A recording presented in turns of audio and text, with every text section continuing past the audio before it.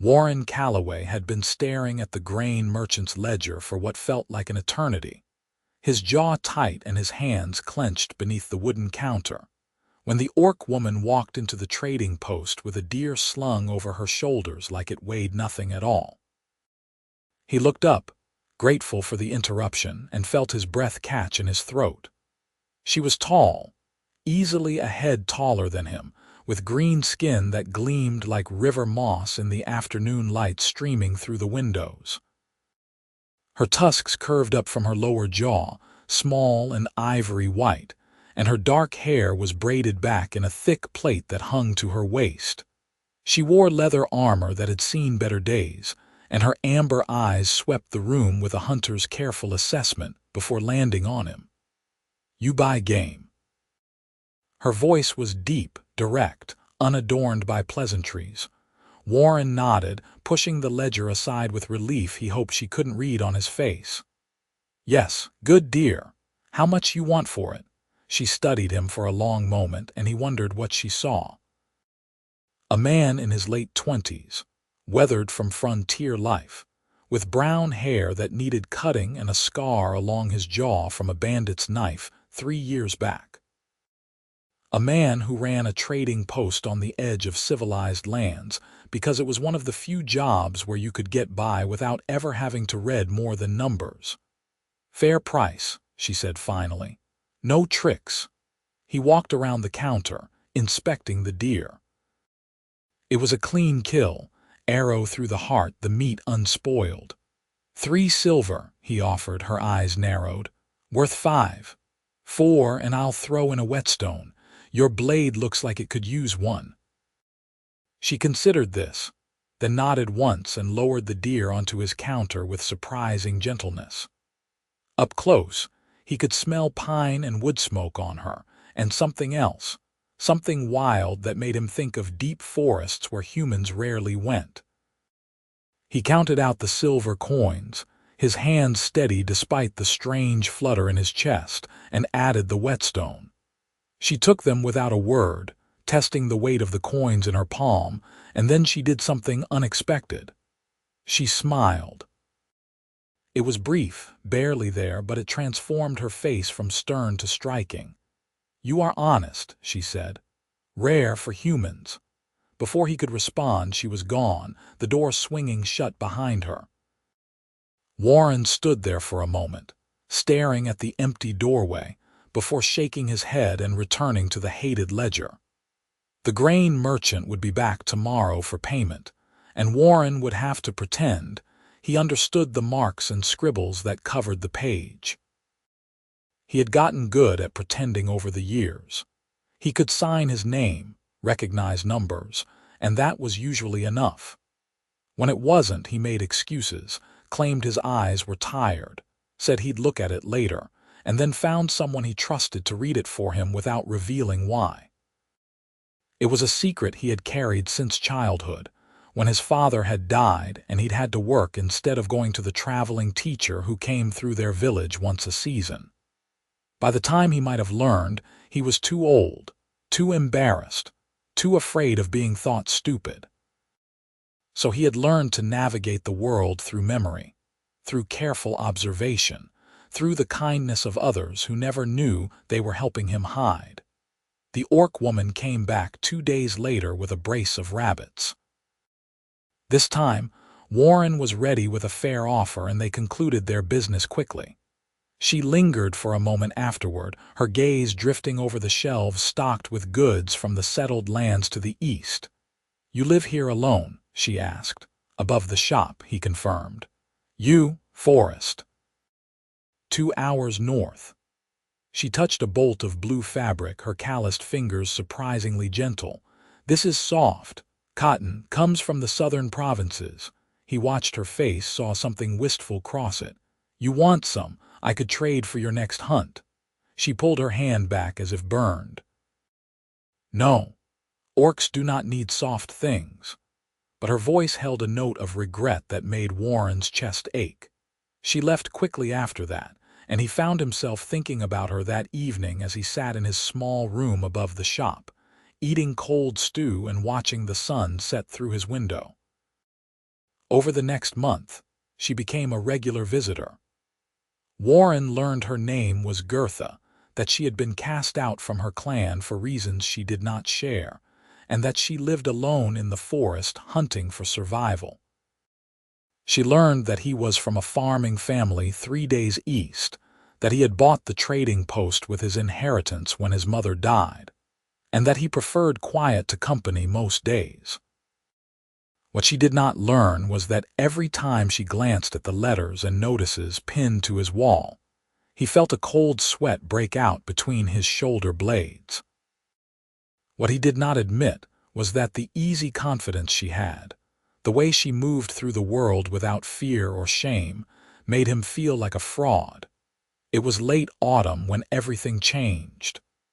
Gurtha arrived just before closing time, and Warren could tell immediately something was wrong. She moved stiffly, and when she set down her latest kill, a wild turkey, he saw blood on her side. "You are hurt." He came around the counter quickly. "Nothing, just a scratch." But her voice was tight with pain. "Let me see." "No, Gurtha." He surprised himself with the firmness in his voice. "Let me see, or I am not buying anything from you today." She glared at him, her amber eyes fierce, but finally she lifted her arm. The wound was deep, a gash from something with claws, and it was starting to fester. "Bear," he guessed, smaller. "Wolf, defending its kill." She lowered her arm. "I will tend it." "Like hell you will. Come upstairs, I have medicine." She shook her head. "Humans and orcs do not, I don't care." Warren moved to the door and locked it, flipping the sign to closed. "You will bleed to death or die of fever if that gets worse. Come on." For a moment he thought she would refuse. Then she swayed slightly, and he saw her jaw clench as she fought to stay upright. Pride, he realized. She was staying on her feet through sheer pride. "Please," he added quietly. That single word seemed to break through her resistance. She followed him up the narrow stairs to his living quarters, and he helped her sit on the one chair he owned. His rooms were sparse, just a bedroom and a small sitting area with a table and that single chair, but they were clean and warm. He fetched water and cloths, along with the medical supplies he kept for emergencies. As he cleaned the wound, he was acutely aware of her closeness, of the way she hissed through her teeth but did not flinch away, of the strength in her body even injured. "You are being kind," she said softly. "Why?" Warren focused on threading the needle to stitch the wound closed. "Because it is the right thing to do. Many humans would not think so." He met her eyes then. "I am not many humans." He stitched the wound carefully, relieved that his hands remained steady despite his pounding heart. When he finished, he bandaged it with clean linen and sat back. "You need to rest. It is already dark.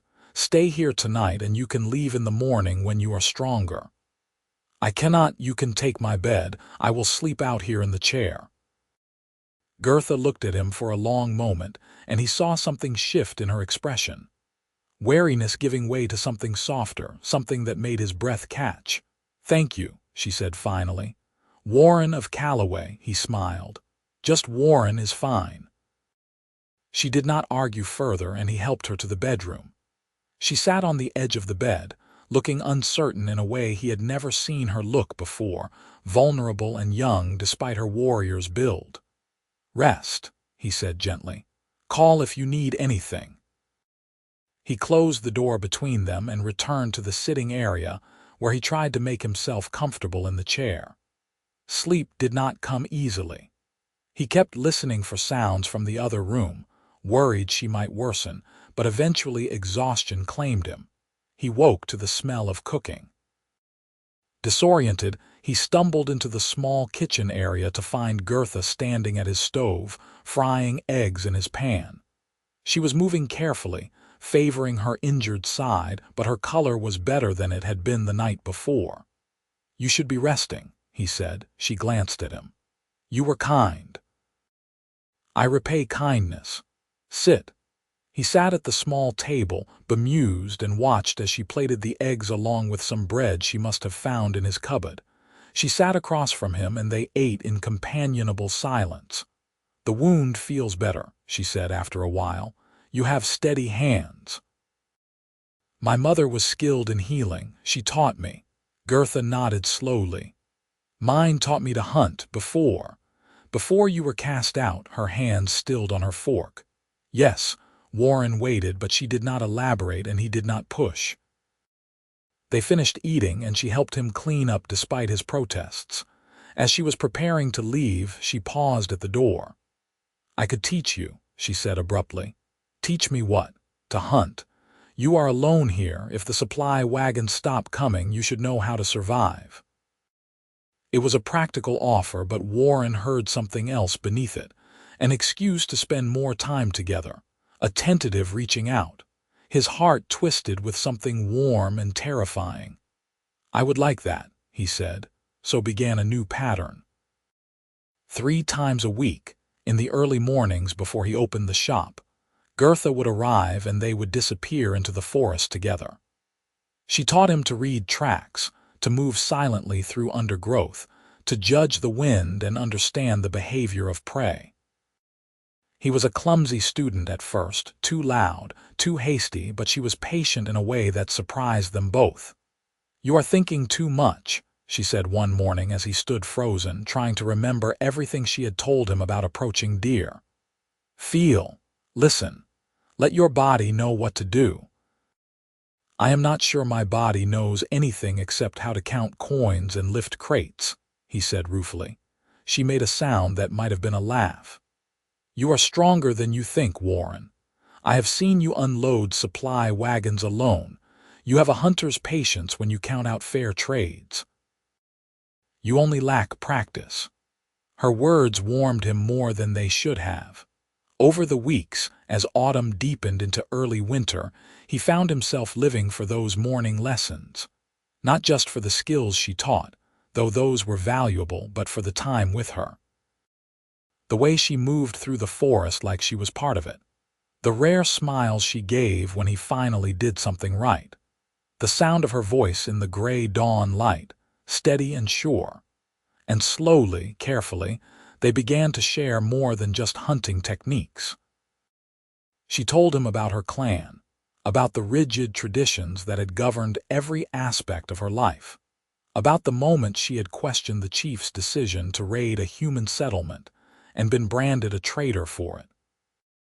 "They said I had gone soft," she said one morning as they crouched beside a frozen stream, "that I cared more for human lives than orc honor." "Did you?" Warren asked quietly. "Yes." She met his eyes. "The settlement was just families, farmers with children. There was no honor in attacking them, no matter what old grudges said we should bear. But honor is what my chief decided it was, and I disagreed. So I left before they could kill me for my dissent." Warren reached out and touched her hand, brief and gentle. That took courage, or foolishness. But her fingers curled around his for just a moment before she pulled away. "Come. We should return. You have a shop to open." As winter set in, the hunting lessons moved indoors. Gurtha began coming to the shop in the evenings after Warren closed, and they would sit by his fire while she taught him to cure hides, to make arrows, to repair leather. He looked forward to those evenings with an intensity that frightened him. The world outside might see them as impossible, human and orc, but in his small rooms above the shop, they were just two lonely people finding comfort in each other's company. It was during one of those evenings, with snow falling softly outside and the fire crackling cheerfully, that Warren's carefully constructed world began to crumble. A supply wagon had arrived that afternoon with a letter for him, and the driver had left it on the counter. Warren had tucked it away quickly, hoping Gurtha would not notice, but she had sharp eyes. "You have a letter," she said, nodding to where it sat on the table between them. "Is it important?"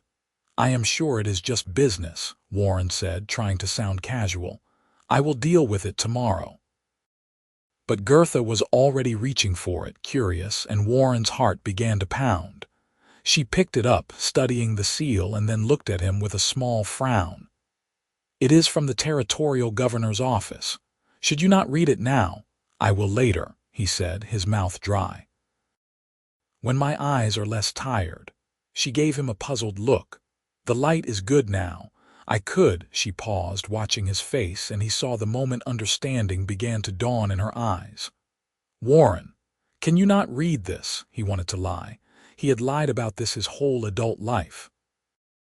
But sitting there with Gurtha, who had trusted him with her past, her pain, her exile, he found he could not do it. Could not add one more dishonesty to the space between them.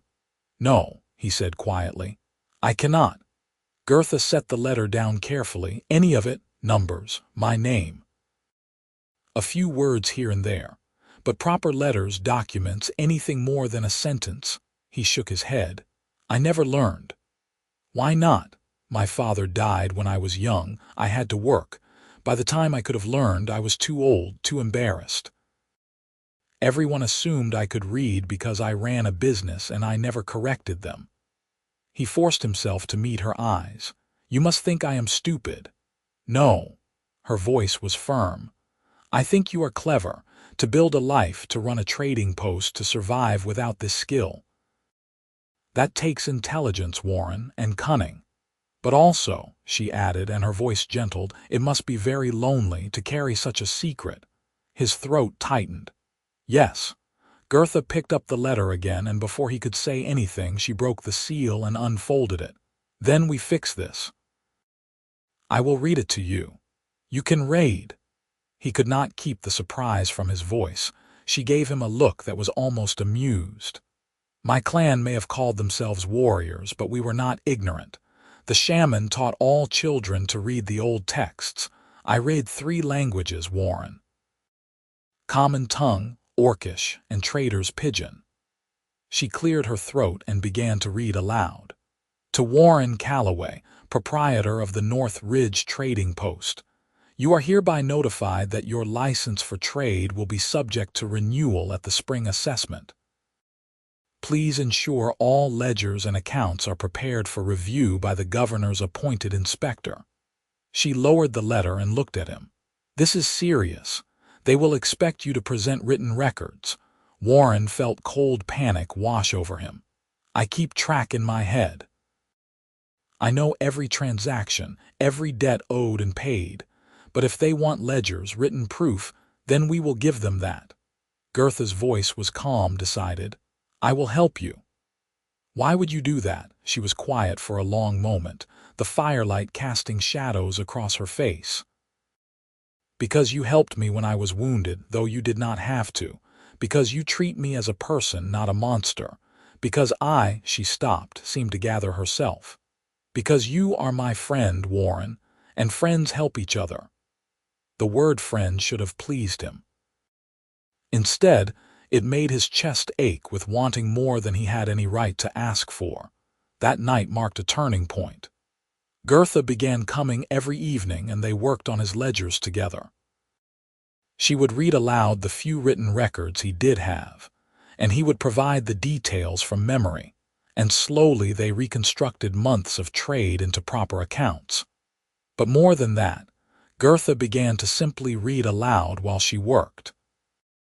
She started with the letters and notices on his wall, reading them in her deep, steady voice, making the bureaucratic language sound almost musical. Then she moved on to the old newspaper sheets he used for wrapping, reading the stories and advertisements, and finally to the one book he owned, a collection of tales from the old kingdom that the previous owner of the trading post had left behind. "Why do you read to me?" Warren asked one evening after she had been reading for nearly an hour, her voice growing hoarse. Gurtha looked up from the book, her finger marking her place. "Because you should not have to miss out on stories just because you cannot read them yourself. Because I like reading aloud. Because," she paused and something vulnerable crossed her face, "because I like being here with you." Warren's heart hammered in his chest. "I like you being here too." The words hung between them, loaded with meaning neither quite dared to name. Gurtha returned to her reading, but Warren barely heard the words anymore. He was too busy watching her face, the way her tusks caught the firelight, the concentration in her amber eyes, the gentle movement of her hands as she turned pages. He was falling in love with her. Had been falling for weeks, maybe months, and he had no idea what to do about it. Winter deepened, and the evening readings became the center of Warren's existence. Gurtha would arrive after dark, when fewer people might see an orc entering the trading post, and they would eat dinner together before settling by the fire. She read him stories of adventure and romance, of heroes and villains, of faraway lands. And slowly, without either of them quite acknowledging it, she began to teach him. She would point to words as she read them, repeating them, showing him how letters formed sounds. It was patient, subtle, never framed as a lesson but rather as a natural extension of their time together. And Warren, who had always been too proud or too afraid to admit he needed help, found himself learning because it was Gurtha teaching him, and he would do anything to make her smile, that rare, bright smile when he recognized a word on his own. "You are good at this," she said one evening when he successfully read a simple sentence from the book. "You learn quickly when you are not afraid." "I am still afraid," he admitted, "but less with you." She reached out and squeezed his hand, and this time neither of them pulled away. They sat like that, hands linked, watching the fire, and Warren felt a peace he had never known before settle into his bones. But peace was a fragile thing on the frontier. It was a cold night in midwinter when the men arrived. Warren was closing up the shop when he heard horses outside and voices, rough and loud with drink. He tensed, his hand going to the knife he kept beneath the counter, and moved to peer through the window. 5 men, strangers, well-armed and mean-looking. He recognized the type. Drifters, bandits, the sort who preyed on isolated outposts like his. They were dismounting, tying their horses, clearly intending to come inside. Warren quickly locked the strong box and palmed his knife just as the door banged open. The men filled his shop, bringing the smell of whiskey and unwashed bodies with them. "Well now," said the one in front, a heavy-set man with a scar bisecting his face. "Looks like we found ourselves a nice little trading post. You the owner, boy?" "I am." Warren kept his voice level. "I was just closing up for the night. You can come back in the morning for whatever you need." "Oh, we need things now." The man grinned, showing rotten teeth. "Food, whiskey, coin, whatever you got. I am not giving you anything." Warren tightened his grip on the knife. "Get out." The men laughed, and Warren saw them spreading out, surrounding him. His mind raced, calculating odds, exits, options. 5 against 1 was bad. 5 armed men against 1 traitor was worse. "That is not very friendly," Scarface said, pulling his own blade. "Maybe we need to teach you some manners." Warren was bracing himself, ready to fight, though he knew it was probably futile, when the door opened again. Every head turned, and Warren felt his blood freeze. Gurtha stood in the doorway, snow dusting her shoulders, her eyes taking in the scene with cold assessment. She carried a large pack on her back, and in her hand was a string of rabbits, clearly on her way to trade with Warren as she did most evenings. "Orc," one of the men hissed. "Well, well," Scarface said, his grin widening. "Looks like we found ourselves a beast too. Boys, we could get good money for an orc in the fighting pits down south." Warren moved before he thought, stepping between Gurtha and the men. "You will not touch her, Warren." Gurtha's voice was low, warning. "Let me pass." "No." He kept his eyes on the bandits. "Gurtha, go now." "I am not leaving you to these carrion," Scarface laughed. "Listen to it, talking like it is people. You rutting an orc, boy. That is disgusting even for frontier trash." Rage flared white-hot in Warren's chest, but before he could respond, Gurtha moved. She was so fast the men barely had time to react. Her pack hit the floor. She grabbed the nearest man and slammed him into the wall so hard the shelves rattled. A second man lunged at her with his knife, and she caught his wrist, twisting until something snapped and he screamed. The remaining three rushed her all at once. Warren threw himself at Scarface, his knife flashing out, but the bigger man knocked him aside. Warren hit the counter hard, pain exploding through his ribs, and saw stars. Through blurred vision, he watched Gurtha fight. She moved like violence given form, all controlled fury and devastating efficiency. Another man went down, clutching his stomach. Another fled out the door, but Scarface had grabbed a knife, and while Gurtha was occupied with his companions, he darted toward her exposed back. "Gurtha!" Warren shouted. She turned, but not fast enough. The knife scored across her shoulder, drawing blood. She snarled, a sound that raised every hair on Warren's body, and grabbed Scarface by the throat. For a moment, Warren thought she might kill him. Her eyes held that flat, deadly look of a predator. But then her gaze flickered to Warren, still sprawled against the counter, and something shifted in her face. She threw Scarface toward the door instead. "Take your filth and leave. If I see you anywhere near this place again, I will not be merciful." The bandits scrambled out, dragging their wounded with them, and moments later Warren heard horses galloping away into the night. Silence fell over the trading post, broken only by their heavy breathing. Warren pushed himself upright, wincing at the pain in his ribs. "Are you hurt?" A scratch. Gurtha touched her shoulder where blood was seeping through her shirt. "You, bruised, nothing broken."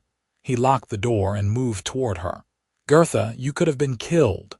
So could you." She caught his face in her hands, and her eyes were fierce. "You stood between me and them. You, a human, defended an orc. Do you understand what you did? I protected someone I care about. Why?" Her voice cracked on the word. "Why would you risk yourself for me?" Warren covered her hands with his own. "Because I am in love with you." The words fell between them like stones into still water, creating ripples that could not be taken back. Gurtha stared at him, her eyes wide, her mouth slightly open in shock. "You cannot be," she whispered.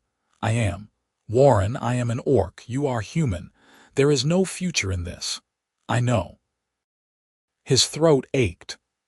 "I know it is complicated. I know people would not understand. But Gurtha, these past months with you have been the best of my life. You make me want to be braver. You make me feel less alone. When you read to me, when you sit by my fire, when you smile at me like I am worth something, he broke off, struggling for words. "I love you. That is all I know." Gurtha closed her eyes, and when she opened them they were wet. "I love you too," she said, her voice barely audible. "I have loved you since the day you stitched my wound and offered me your bed. Since you learned to hunt in the cold dawn just to spend time with me.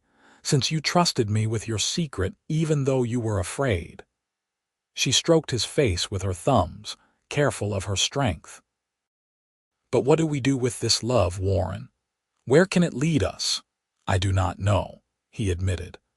"But I know I would rather have you in my life, however we can manage it, than lose you because we are too afraid to try."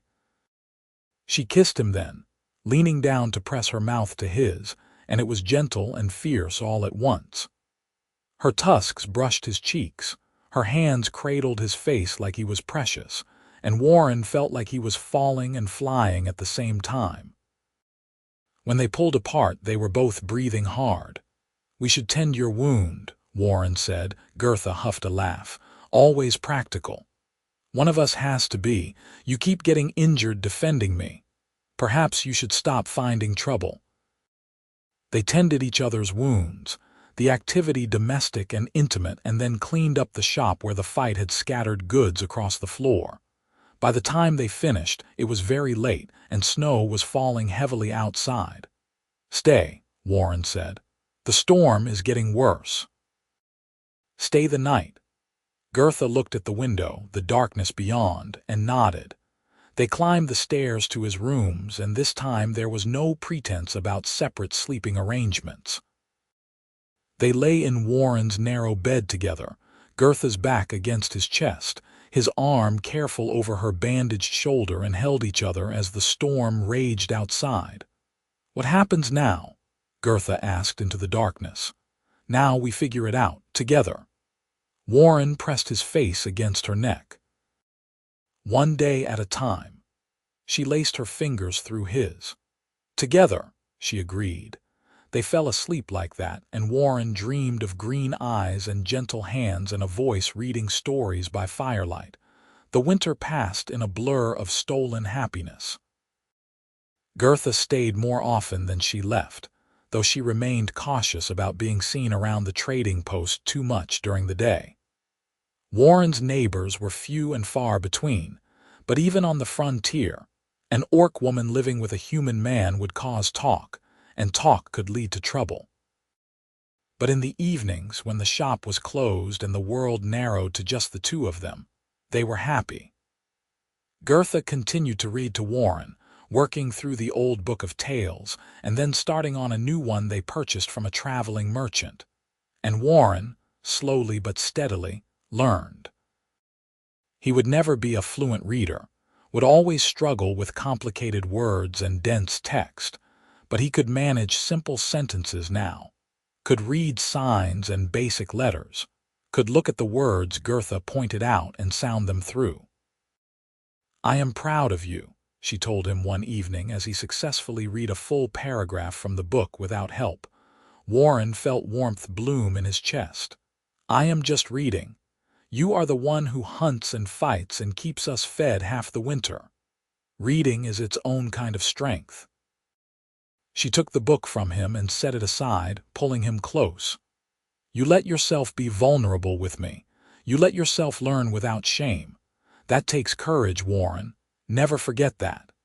He kissed her, deep and grateful, and they forgot about reading for a while in favor of other activities. But as winter began to loosen its grip and early spring approached, Warren could not shake a growing anxiety. The governor's inspector would be coming soon to review his ledgers, and while Gurtha had helped him prepare thorough records, he worried. Not that the accounts would not stand up to scrutiny, they would, but about what the inspector might say if they discovered Gurtha's presence. About what questions might be asked that Warren was not prepared to answer. "You are worrying again," Gurtha said one evening, looking up from where she was mending one of his shirts. "I can see it in your face." "The inspection," Warren admitted. "It is coming up soon. We have prepared everything. Your ledgers are perfect. What are you really afraid of?" Warren set down the trap he had been repairing. "That they will ask questions about you. That someone will have seen you here, will mention an orc woman, and it will cause problems for us both. For you especially." Gurtha was quiet for a moment. "Do you want me to leave, before the inspector comes?" "No." The word came out sharp, panicked. "No, I never want you to leave, but Gurtha, I worry about your safety. If the wrong people knew an orc was living here with me, then let them know." She stood, crossing to him. "Warren, I am tired of hiding. Tired of being ashamed of what I am, of what we are. You are not." "No, never." He took her hands. "But I am practical enough to know the world is not kind to people like us. Then we make it kinder, by refusing to hide, by living honestly." Her eyes blazed. "You taught me that, Warren. You, who finally stopped hiding your inability to read, who trusted me with your vulnerability, who stands between me and enemies without hesitation. If you can be that brave, so can I." Warren pulled her into his arms. "We will figure it out, but carefully. I will not lose you because we were reckless." "Agreed. Carefully." She kissed his forehead. "Together." The inspector arrived on a wet morning in early spring, a thin man with spectacles and an officious manner who introduced himself as Deputy Inspector Hollins. Warren welcomed him into the trading post, his heart hammering but his face calm. "Mr. Calloway."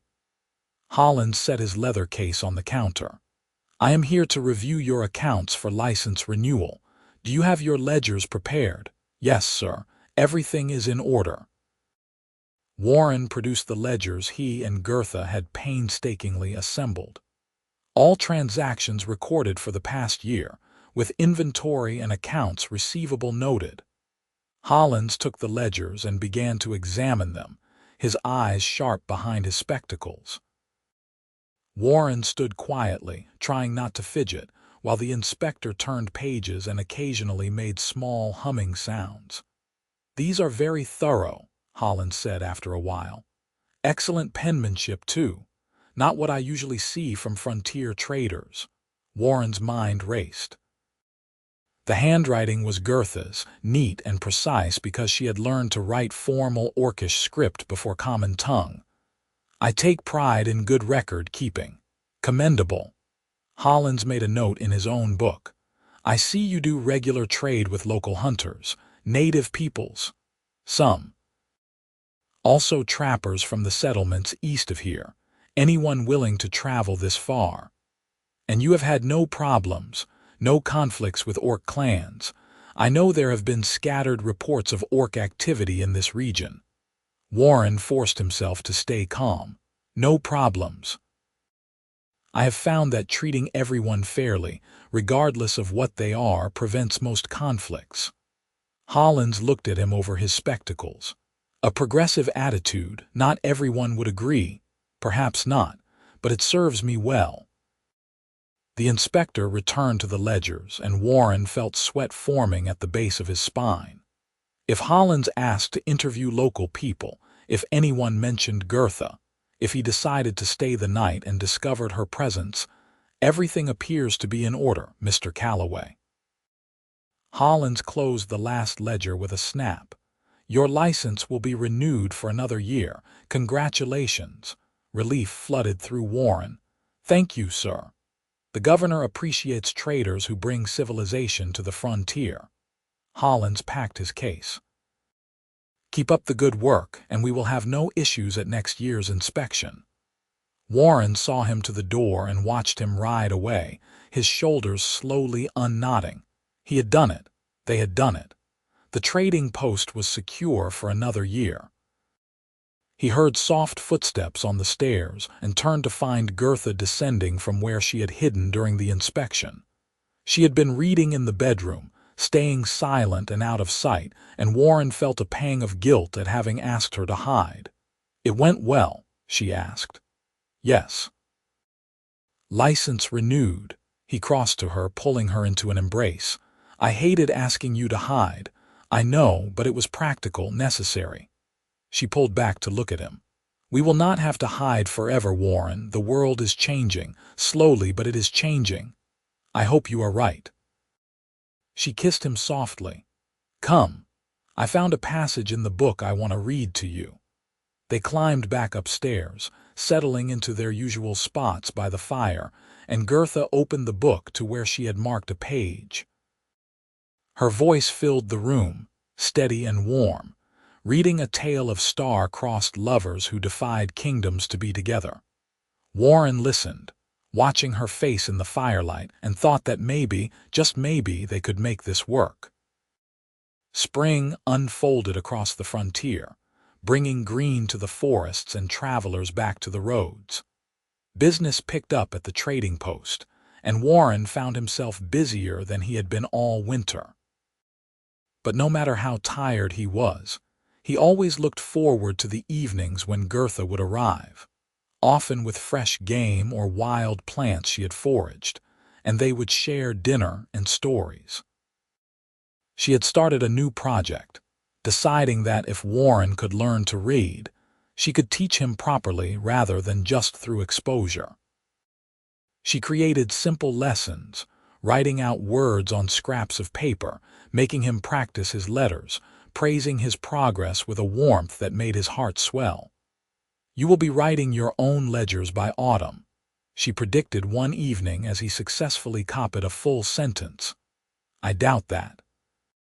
But maybe I can write you a letter someday." He glanced at her. "If you ever have to go somewhere without me," her expression softened. "Where would I go?"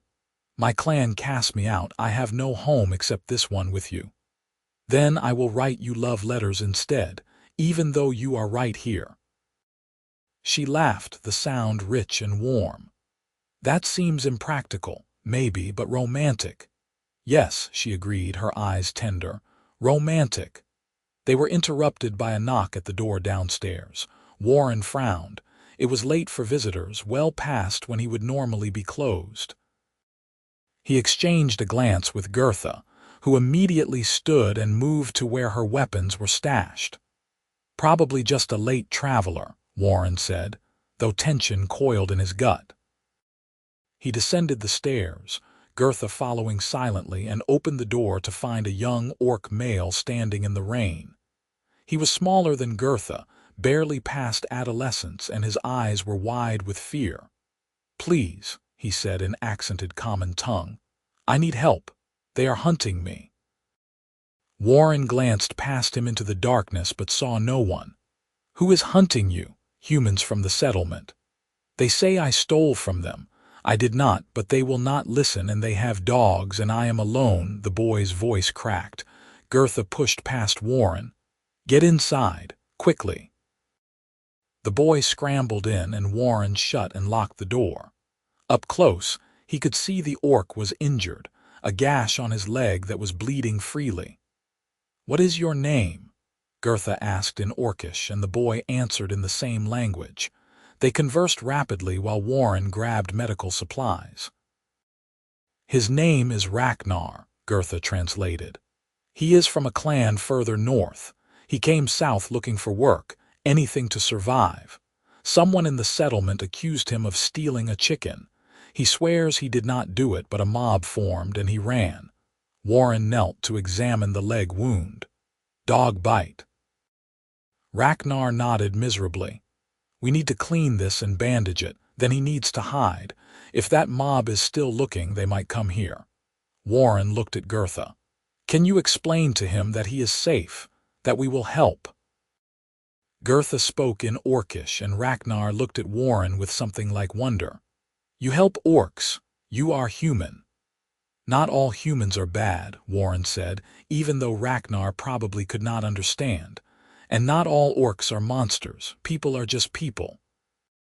He treated the wound while Gurtha found food for Ragnar, and they got his story in fragments. He was alone, his family dead from sickness, cast out by his clan for being too weak to be a warrior. He had been trying to find a place where he could live, work, survive, but everywhere he went, doors closed in his face.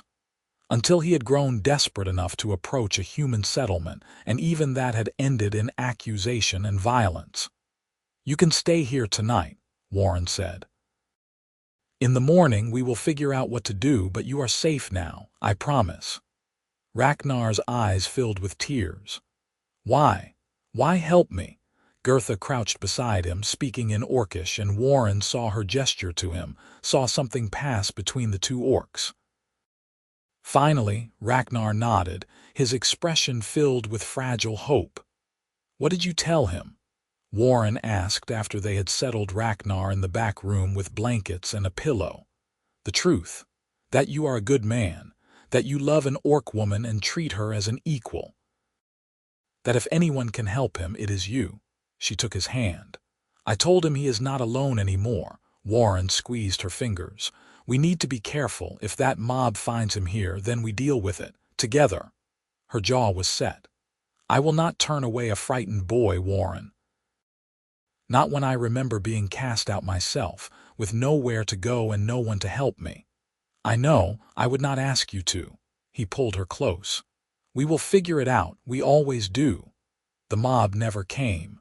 Either they gave up the search or they did not think to look at the trading post. Warren suspected Ragnar's crime, if he had even committed one, was not serious enough to warrant a prolonged hunt. But the boy's presence changed things. He could not stay hidden forever. He needed a future, a purpose, a way to live.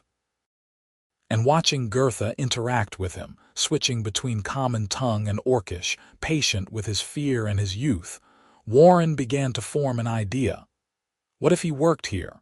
Warren said one evening after Ragnar had gone to sleep. As an assistant, I could use the help, especially during busy seasons, and it would give him a legitimate reason to be here, protection of sorts. Gurtha looked at him. You would take that risk? Employ an orc openly? Why not? He is a hard worker. I have watched him these past few days. He is eager to help, to learn, and Warren hesitated. I am tired of hiding too, Gurtha, tired of pretending what we have is shameful. Maybe Ragnar is an opportunity, a chance to start changing things. A slow smile spread across her face. You are a good man, Warren Calloway. I am just trying to do what is right. No, you are trying to do what is brave. There is a difference, so Ragnar stayed. Warren taught him the basics of the trading business, how to stock shelves and count coin and deal fairly with customers. And Gurtha taught him to hunt, the same lessons she had taught Warren, giving the boy skills that would serve him well. Under their care, Ragnar began to change. The fear left his eyes, replaced by something brighter. Hope, Warren realized. Purpose. Not everyone was happy about it. A few customers muttered when they saw an orc working in the trading post, and one man refused to shop there anymore, calling Warren a traitor to his race. But others were curious, or simply pragmatic, and they kept coming because Warren's prices were fair and his goods reliable. Slowly, grudgingly, Ragnar became part of the community. A strange part, an uncomfortable part, but a part nonetheless. And Gurtha began to appear during the day, no longer hiding upstairs when customers arrived. At first, people stared. Whispers followed her. But Gurtha held her head high, meeting their gazes without flinching, and Warren stood beside her, making it clear she was welcome, that she belonged. People are talking, the blacksmith's wife said to Warren one day, her tone disapproving. Saying you have got an orc woman living with you. Saying it is unnatural. People can say what they want, Warren replied calmly. Gurtha is my partner, in business and in life. That is all anyone needs to know. The woman huffed and left, but she came back the next week to buy supplies, and she did not mention Gurtha again. It was not easy. There were hard days, days when Warren wondered if they were foolish to be so open, if they were risking too much.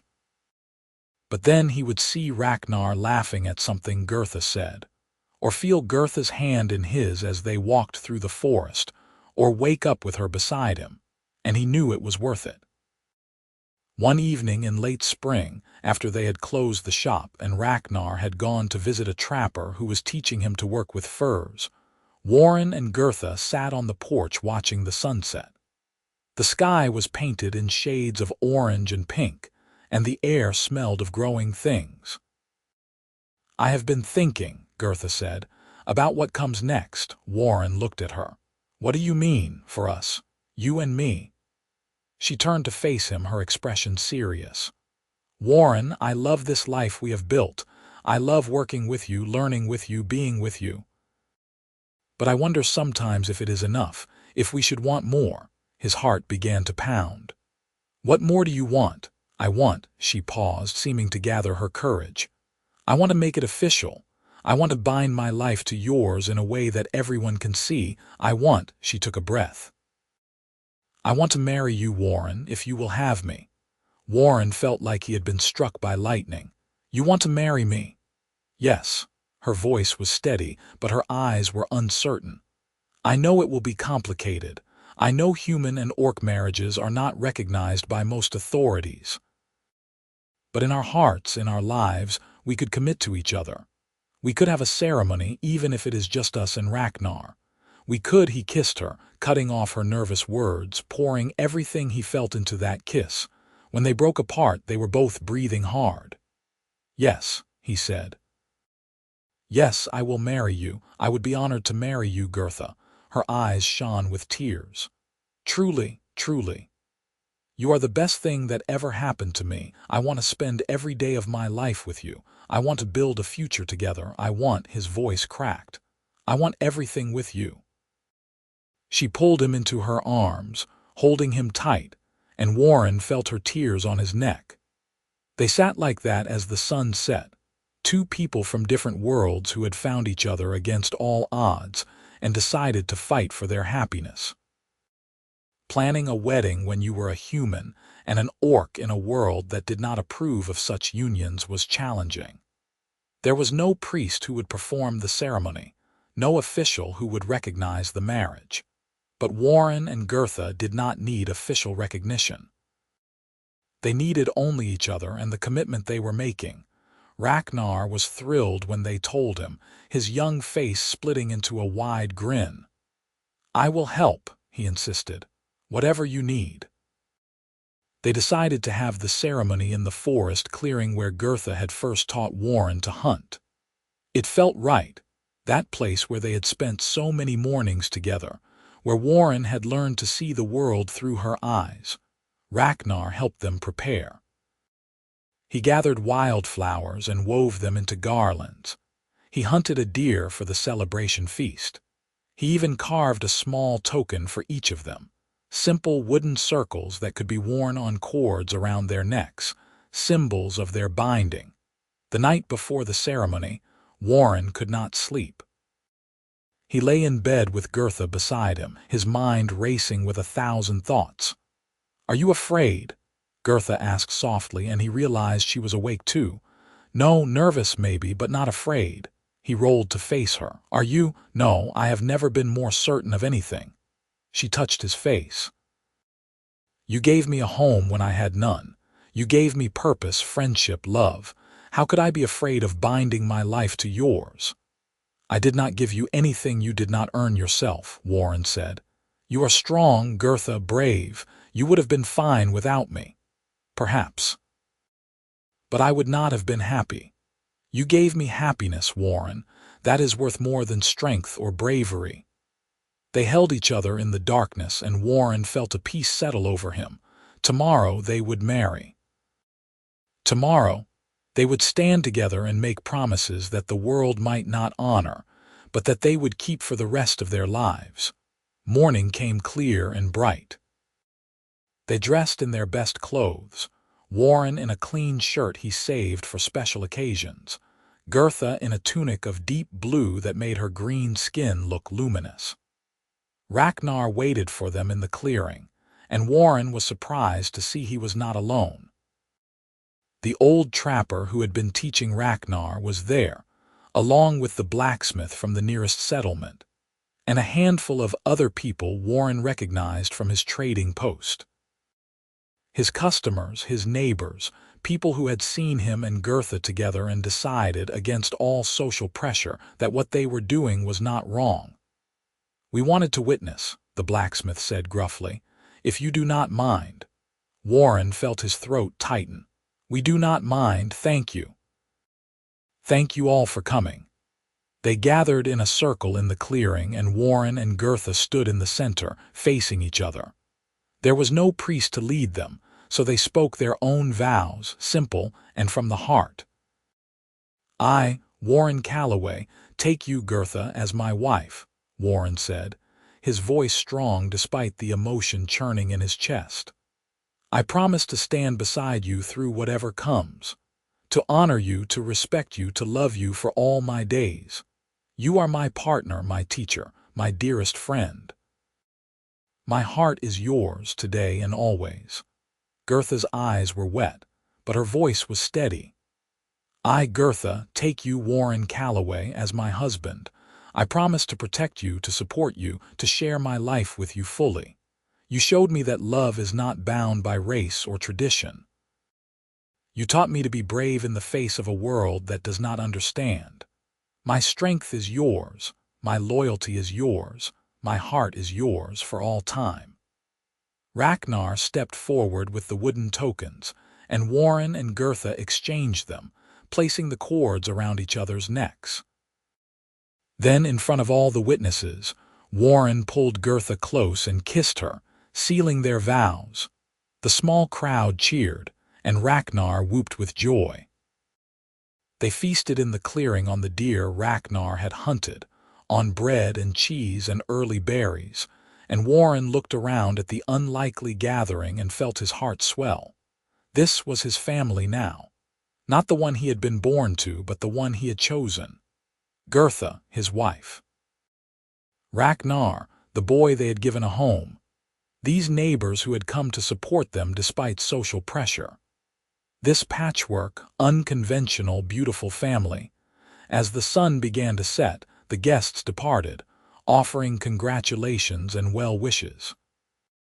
Finally, it was just Warren, Gurtha, and Ragnar in the clearing. "Thank you," Warren said to Ragnar, "for everything you did to make this happen." Ragnar ducked his head, pleased. "You gave me a home, a family. It is the least I could do." He looked between them. "Are you happy?" "Yes," Gurtha said softly. "Happier than I ever thought possible." Warren took her hand, lacing their fingers together. "We should go home." Home, such a simple word, but it meant everything. They walked back through the forest together, the three of them, and Warren felt a contentment he had never known settle deep in his bones. Life after the wedding fell into a new rhythm. Warren and Gurtha worked together in the trading post during the day, with Ragnar learning the business and growing more confident. In the evenings, they would share dinner, and then Gurtha would read aloud while Warren listened, sometimes following along in the book, sounding out words he recognized. He was getting better at reading. Not fluent, not effortless, but better. He could read simple texts on his own now, could help with the ledgers, could write basic letters. It filled him with a pride he had never expected to feel. "You have come so far," Gurtha told him one evening as he successfully read a full page without help. "Do you remember when you were too afraid to even try?" "I remember. Feels like a lifetime ago." He set the book down. "I could not have done it without you." "Yes, you could have. You just needed someone to believe you could." She kissed him softly. "That is what love does, Warren. It makes us believe we are capable of more than we thought." Summer arrived, and with it came more travelers on the frontier roads. Business was good, better than it had been in years, and Warren realized it was because of Gurtha and Ragnar. Word had spread of the trading post where humans and orcs worked together, where anyone was welcome regardless of race. Some people came out of curiosity, others out of genuine need, but they came. And they kept coming. One day, a group of orc traders arrived, wary but determined. They had goods to trade, they said, furs and herbs that only grew in orcish territory. They had heard that Warren was fair, that he did not cheat or discriminate. Warren welcomed them, negotiated fair prices, and sent them away satisfied. After they left, he found Gurtha watching him with an expression he could not quite read. "What?" he asked. "You are changing things," she said softly. "Building bridges between our peoples. Do you realize that? I am just running a trading post." "No, you are doing more than that. You are showing people that humans and orcs can coexist, can work together, can even love each other." She took his hand. "You are making the world better, Warren, one trade at a time." He pulled her close, pressing his forehead to hers. "We are making it better, together." As summer deepened, Warren began to notice Gurtha was distracted. She would pause in the middle of tasks, her hand on her stomach, a strange expression on her face. She was tired more often, napping in the afternoons, and her appetite had changed. He did not want to pry, but eventually his concern outweighed his caution. "Gurtha, are you feeling well? You have been acting strangely." She looked at him, and he saw a mix of emotions cross her face: fear, joy, uncertainty. "Warren, I need to tell you something." His heart clenched. "What is it? Are you ill?" "No, not ill." She took a deep breath. "I am with child." The world seemed to stop. Warren stared at her, his mind struggling to process the words. "We are going to have a baby." "Yes." Her hand moved to her stomach, protective. "I know this is complicated." "A child of mixed blood, half human, half orc. The world will not be kind to such a child. But Warren, I am happy. terrified but happy. Are you? He closed the distance between them in 2 strides, pulling her into his arms. I am Gurtha, I am overwhelmed, and yes, happy, so happy. He pulled back to look at her face. We will make it work. We will protect our child. We will teach them to be proud of who they are, both halves. Tears spilled down her cheeks. You are not angry, not afraid. I am definitely afraid. Parenthood is terrifying, but angry. Never. This is a blessing, Gurtha, our child. A symbol of what we have built together. He kissed her, gentle and reverent. We will be good parents, I know we will. She laughed, the sound watery but genuine. You think so, I know so. Look at what we have already done. We are helping Ragnar build a life. We are running a successful business. We are married against all odds. If we can do all that, we can raise a child. A child who will be neither fully human nor fully orc. A child who will be fully loved, Warren corrected. That is what matters. They told Ragnar that evening, and the young orc was ecstatic. I will be an uncle, he said, his eyes wide. I will teach them to hunt and to fight. They will be the strongest child on the frontier. We also want them to be kind, Gurtha said, but she was smiling. Like Warren. And brave like Gurtha, Warren added. They began to prepare for the baby's arrival. Warren built a cradle from wood, carving it carefully, and Gurtha sewed blankets and small clothes. Ragnar gathered soft furs and brought them gifts from the forest, feathers and smooth stones, offerings for the child. As Gurtha's pregnancy progressed, Warren found himself filled with a fierce protectiveness he had never experienced before. He watched her carefully, made sure she did not overexert herself, worried constantly about her health and the baby's. You are being ridiculous, Gurtha told him one day when he tried to stop her from lifting a crate. I am pregnant, not fragile. I know, but I worry. Her expression softened. I know you do, but Warren, I am strong. I will be fine. We will be fine. He wanted to believe her, and most days he did. But sometimes, in the dark hours of the night, he would lie awake and worry about the future, about the world their child would be born into, about whether they could truly protect a half-orc child from prejudice and hatred. Gurtha seemed to sense his fears. One night, she woke to find him staring at the ceiling, his mind churning. Tell me what frightens you, she said softly. Everything, he admitted. I am afraid people will hurt our child for what they are.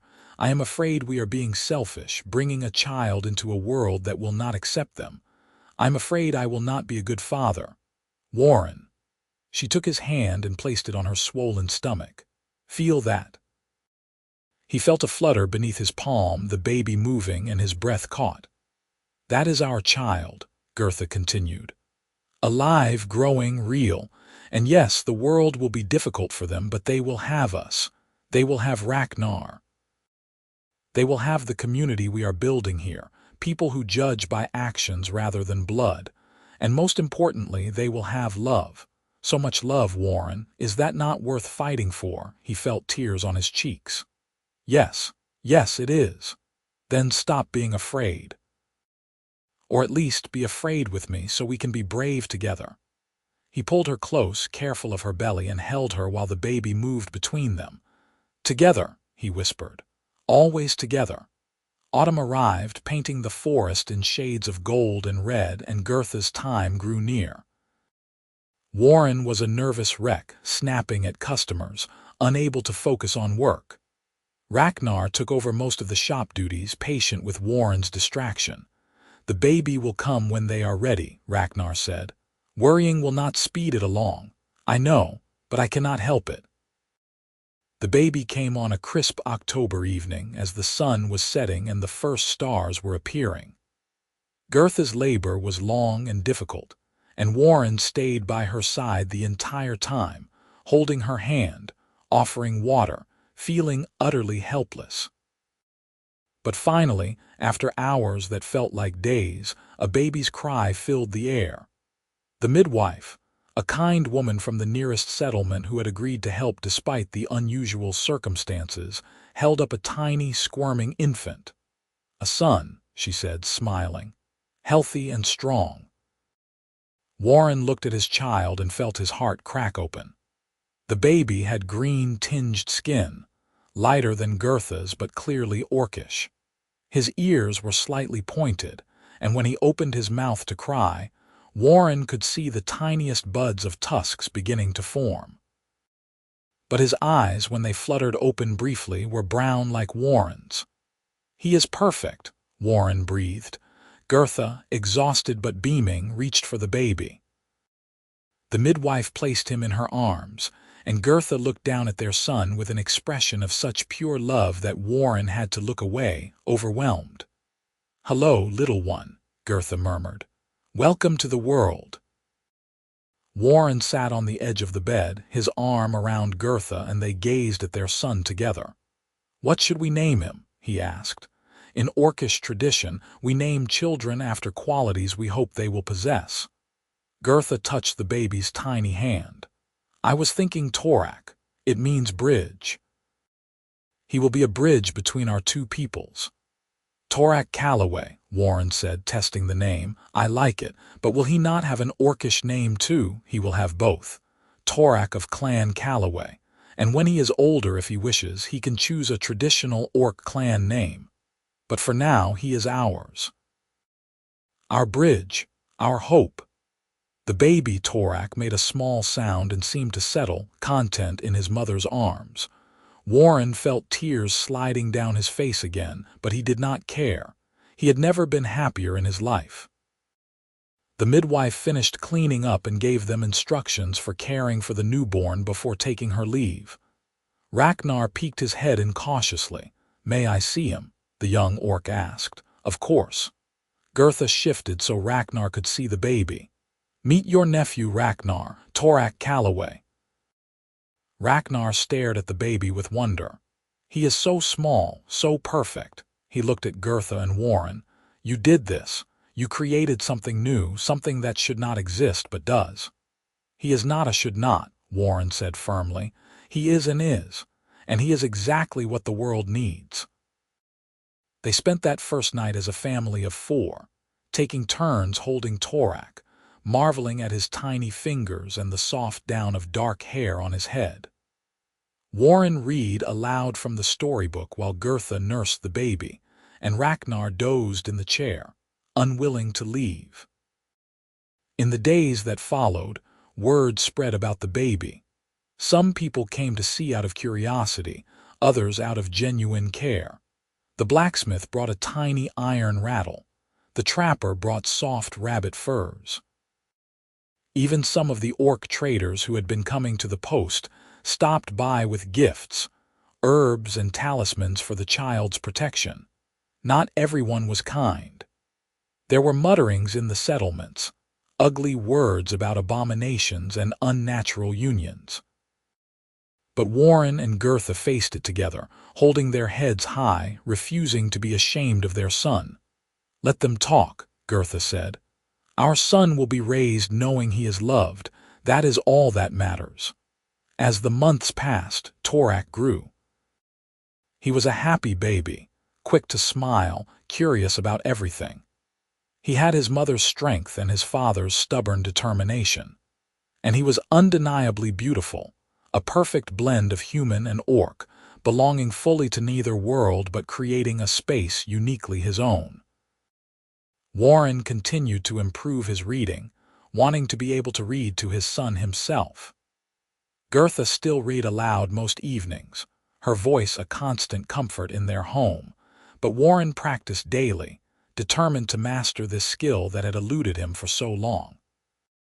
One evening, when Torak was nearly 6 months old, Warren sat with his son on his lap and opened the storybook.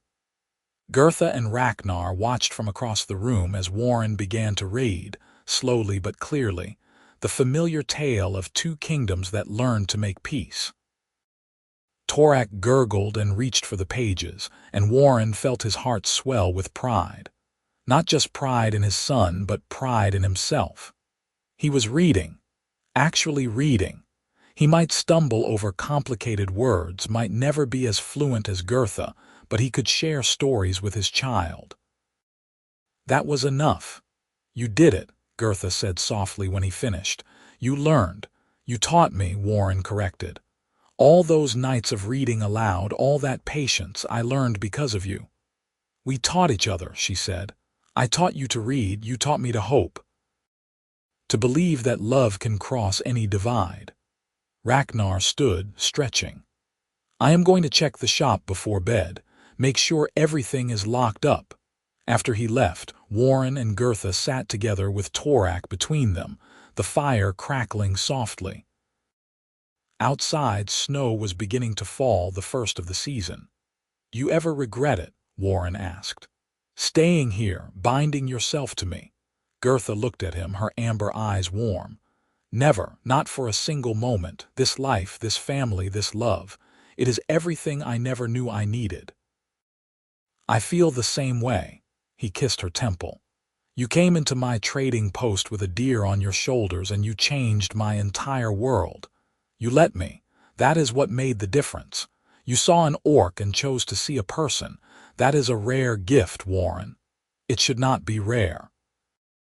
It should be normal. Perhaps one day it will be. Perhaps our son will grow up in a world where humans and orcs are not enemies, where mixed families like ours are accepted. She touched Torak's head gently. Perhaps he will help build that world. Warren held his family close as the snow fell outside and he thought about the future. It would not be easy. There would still be prejudice, still be people who saw their family as wrong. But there would also be friends, allies, people who chose love over hate. And every night, Gurtha would read aloud, her voice filling their home with stories of heroes and adventures, of love conquering all odds. And every night, Warren would listen, or read along, or read himself, and he would be grateful for the orc woman who had seen his shame and responded not with judgment but with kindness. She had never asked him to admit he could not read.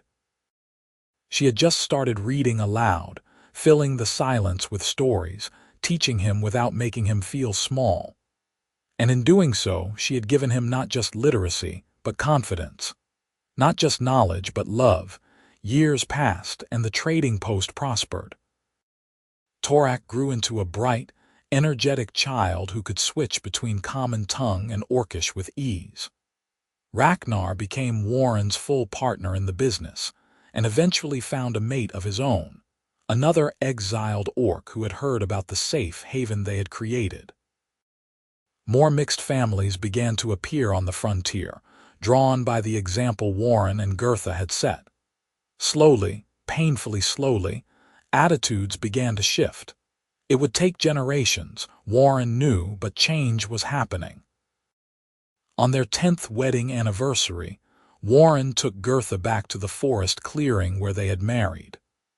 Ragnar stayed home with Torak and the other children that had joined their expanding household, giving them privacy.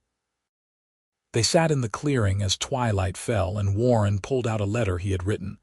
Gurtha's eyes widened with surprise. You wrote this yourself? She asked. Every word. It took me 3 days and I am sure there are mistakes, but yes, I wrote it myself. He handed it to her. Read it aloud. She unfolded the letter, and her voice wavered as she read his words back to him. A love letter, clumsy but heartfelt, thanking her for everything she had given him. For teaching him to read, yes, but more importantly for teaching him to be brave. For showing him that love was stronger than prejudice, that family was what you built rather than what you were born into. By the time she finished, they were both crying. I love you, Warren said. Today and always. You are my wife, my teacher, my greatest friend. Everything good in my life came from the day you walked into my shop. Gurtha set the letter down carefully like it was precious.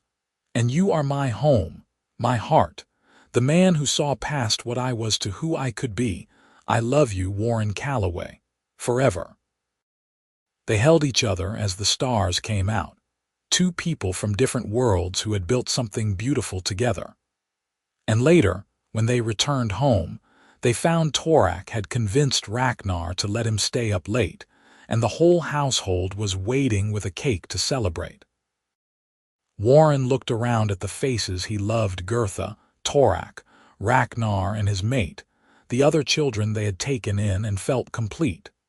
This was his family. This was his life. And it was perfect in its imperfection, beautiful in its defiance of what the world said should be. That night, after the celebration ended and everyone had gone to bed, Gurtha pulled out the storybook that had started everything. It was worn now, the pages soft from years of use, the binding cracked. But it still held the tales they loved, the stories they had read together countless times. "Should I read?" she asked Warren. He settled beside her, their son asleep in the cradle nearby. "Please." And Gurtha began to read, her deep voice filling the room with the familiar words, and Warren listened, following along, sometimes reading passages himself. Outside, the frontier stretched vast and wild, full of dangers and possibilities. But inside, there was warmth and love and the sound of stories being shared. She had never admitted he could not read. She had just started reading aloud every night anyway. And in doing so, she had given him the world.